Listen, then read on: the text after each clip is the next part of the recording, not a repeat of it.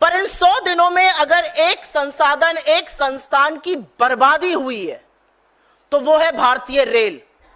और अगर उसका ग्राफिक ऊपर आ जाए तो आपको दिखाई देगा कि 100 दिन में 38 बड़े रेल हादसे हुए हैं और उन 38 बड़े रेल हादसों में 21 मौतें हुई हैं। असलियत यह है कि पिछले साल जून में बालासोर में एक बड़ा रेल हादसा हुआ और ऐसा लगता था कि सरकार उससे कुछ सबक सीखेगी, सरकार रेल को सुचारू रूप से चलाने का कोई प्रबंध करेगी। लेकिन फिर जून में कंचनजंगा ट्रेन का हादसा हुआ और ऐसा कोई दिन नहीं बीतता है जहां पर या तो कोई रेल पटरी से ना उतरी हो या इंजन पटरी से ना उतरा हो या रेल हादसा ना हुआ हो।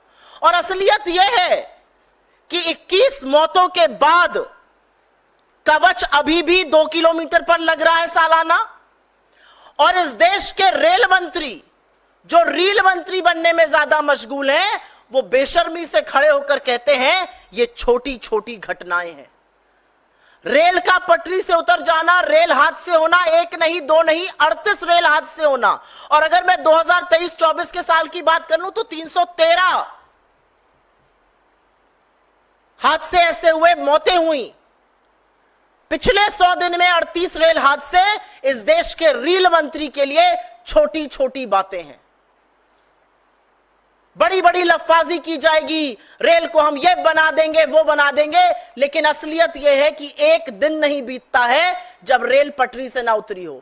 21 लोग जिन्होंने अपनी जान गंवाई, वो किसी के पिता थे, किसी के पुत्र थे, किसी की मां थी, किसी की बेटी थी, किसी की बहन थी। समझाइएगा उनको जाकर कि ये छोटी छोटी बातें हैं।